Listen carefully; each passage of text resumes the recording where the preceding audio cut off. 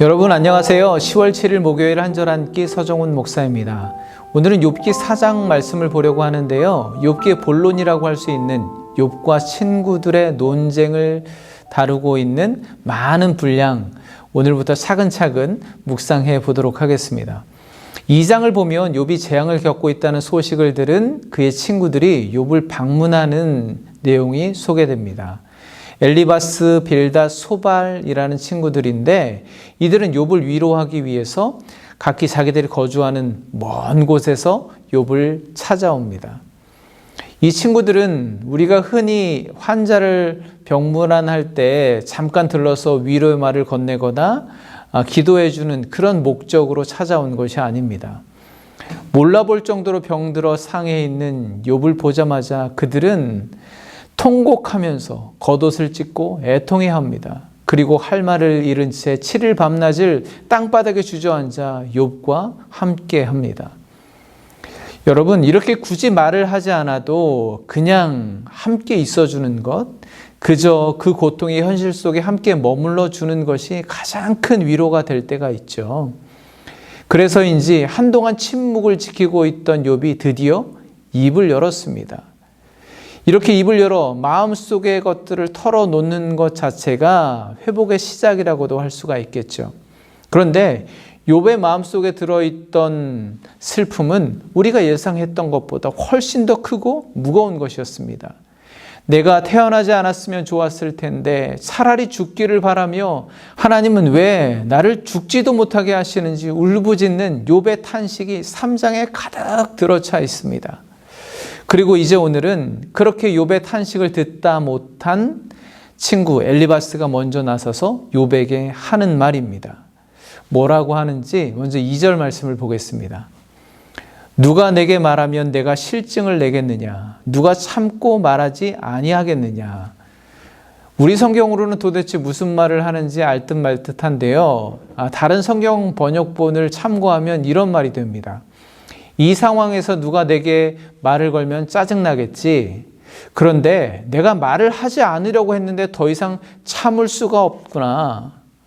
네, 훨씬 더 와닿는 표현이죠.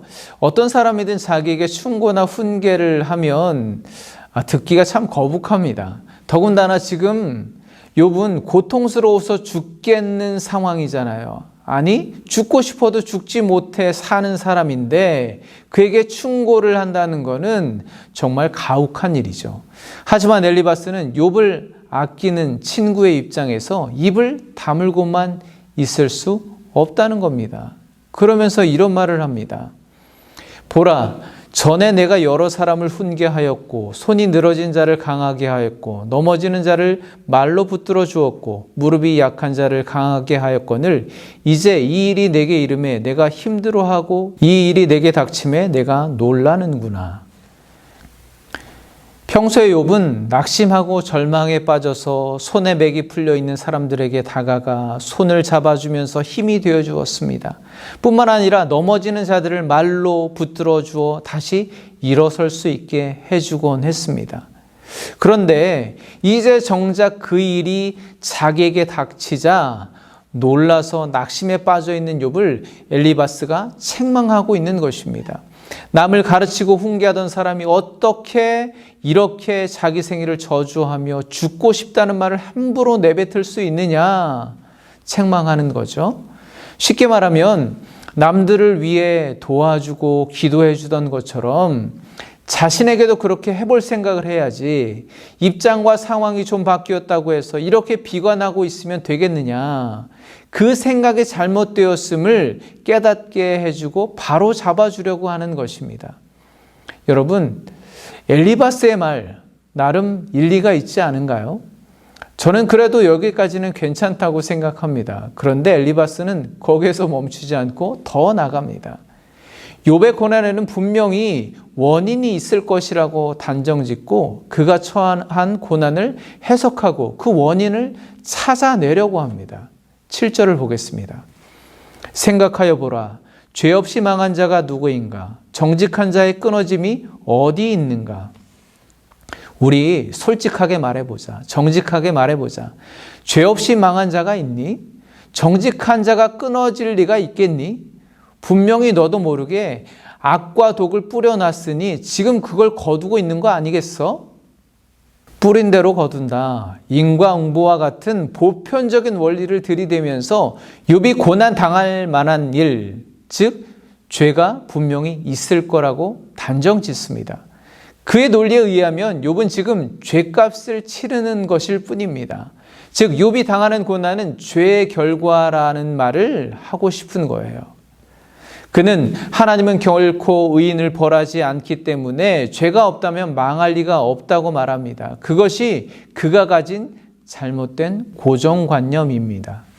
물론 엘리바스도 친구로서 그가 의롭고 경건한 사람이라는 것을 누구보다 잘 알고 있습니다. 앞에서도 그렇게 인정했잖아요. 하지만 그럼에도 불구하고 그는 무조건 겉으로 드러나는 현실과 결과만 보고 자기가 가진 고정관념을 가지고 계속 따지고 들어가는 것입니다. 그러다 보니 욥의 삶 전체가 죄악된 인생으로 판단되어지는 오류를 범하고 있는 것입니다.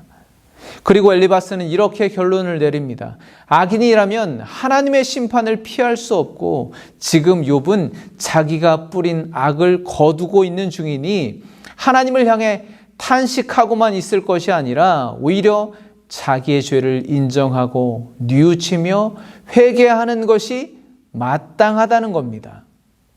여러분, 인정하고 싶지 않지만 어쩌면 엘리바스가 하는 말은 대부분 맞는 말입니다. 뿌린 대로 거둔다. 인과응보. 하나님은 의인에게 복을 주시고 악인에게는 심판을 내리신다. 맞는 말이잖아요. 정답이잖아요. 하지만 그의 말은 욥에게 아무런 힘도 능력도 위로도 되지 못합니다. 그의 고통을 조금도 덜어주지 못했습니다. 하나님이 의롭고 경건한 자, 하나님을 경외하며 악에서 떠난 자라고 인정하시는 욥을 그는 졸지에 고난받아 마땅한 악인으로 만들어 버렸습니다. 저는 오늘 말씀을 묵상하면서 혹시 나도 엘리바스처럼 잘못된 영적 고정관념을 가지고 있지 않은가 돌아보았습니다. 언제나 나의 경험과 상식을 동원하고 치밀한 논리를 내세워서 상대방이 틀렸음을, 잘못되었음을 어떻게든 밝혀내려고 애쓰고 있는 저의 교만을 깨닫게 되었습니다. 저는 목회자로서 늘 성도들을 위로해 주어야 한다는 책임감을 느낍니다. 그런데요, 언젠가부터 그게 하나님이 내게 주신 사명으로 느껴지는 것이 아니라 단순히 사역, 일처럼 느껴지는 것을 또한 깨닫게 되었습니다. 그러다 보니 누군가 고통을 당할 때 그것을 자꾸만 해석하려고 들고 문제가 무엇일까? 무엇이 잘못되었을까? 하나님의 말씀을 인용해서 자꾸만 정답만을 찾아내어서 들이대며 깨닫게 하려고 드는 제 나쁜 습관과 영적인 고정관념이 있음을 깨닫게 되었습니다. 여러분은 어떠신가요? 오늘도 무언가 확실한 결론과 또 결단은 내리지 못한 것 같은데요. 욥의 고난을 대하는 친구 엘리바스의 모습을 통해서 욥과 같은 우리 자신 그리고 주변 사람들을 어떻게 위로해주고 공감할 수 있을지 한번 돌아보는 오늘 하루가 되었으면 좋겠습니다. 그래서 이 시대의 욥과 같은 자들에게 아무런 힘도 능력도 없는 정답이 아니라 우리 주님처럼 위로와 공감으로 함께 해줄 줄 아는 여러분 되시기를 간절히 축복합니다. 감사합니다. 내일 다시 찾아뵙겠습니다.